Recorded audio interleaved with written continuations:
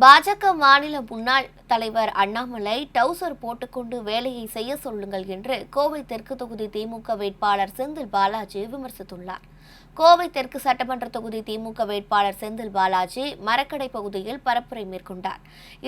இதையடுத்து செய்தியாளர்களிடம் பேசிய அவர், மத்திய அரசு வெளியிட்டுள்ள தரவுகளின் அடிப்படையில் பொருளாதார வளர்ச்சியில் இரட்டை இலக்கை அடைந்த ஒரே மாநிலம் தமிழ்நாடுதான் என்றும், இதையெல்லாம் தெரிந்த பிறகும் இரட்டை இன்ஜின் சர்க்கார் என்றால் எப்படி என்றும் கேள்வி எழுப்பினார்.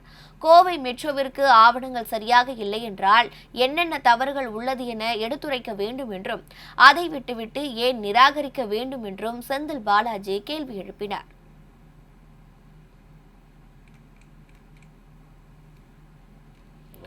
இரட்டை இலக்கை எட்டிய ஒரே மாநிலம் தமிழ்நாடு. நாங்கள் சொல்லலை, தனியார் ஏஜென்சி சொல்லலை, ஒன்றிய அரசாங்கத்தினுடைய புள்ளி விவரங்கள் சுட்டி காட்டுகிறது. 11.19 விழுக்காடு இரட்டை இலக்க வளர்ச்சி, பொருளாதார வளர்ச்சி தமிழ்நாடு எட்டியிருக்கிறது. இதை தெரிஞ்சு அவங்க இந்த பட்டியெல்லாம் தெரிஞ்சதுக்கு பிறகும் இரட்டை இன்ஜின் சர்க்காருங்கிறாங்கல்ல, என்ன அது மாதிரி இருந்ததில்லை. இப்போ இரட்டை இன்ஜின் சர்க்கார் தான் எடப்பாடி ஆட்சி காலத்தில் இருந்துச்சு. பிஜேபி அதிமுக சேர்ந்து தான் அங்கே ஆட்சி நடத்தினாங்க. இவங்க அவங்களுக்கு ஆதரவு கொடுத்தாங்க, அவங்க இவங்களுக்கு ஆதரவு கொடுத்தாங்க. அப்போ என்ன வளர்ச்சி அடைந்தது? அப்போ என்ன பிஜேபி அரசாங்கம் தமிழ்நாட்டுக்கு கொடுத்தாங்க?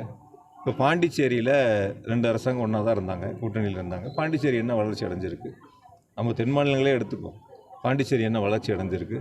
தேர்தல் களத்தில் சொல்வதும் நீங்கள் அவர்களிடத்தில் கேள்வி கேட்பதும் இரட்டை இன்ஜின் சர்க்கார்னு சொல்கிறீங்களே, இதெல்லாம் 2 பேர் ஏற்கனவே 4 வருஷம் ஒன்றா இருந்து ஆட்சி நடத்துகிறீங்களே, என்ன வளர்ச்சியை தமிழ்நாட்டை கொடுத்தீர்கள் என்று கேட்டால் அது சரியாக இருந்திருக்கும். ஆனால் மத்திய அரசோடைய நிதியை திமுக அரசு சரியாக பயன்படுத்தலாம் அப்படின்னு கொடுக்கல. என்ன சரியான ஆவணங்கள் கொடுக்கல? சரி, நான் கேட்குறேன், சரியான ஆவணங்கள் கொடுக்கலன்னா இதெல்லாம் தவறாக இருக்குது, எங்களுக்கு திருத்தி கொடுங்கன்னு சொல்லணும்ல.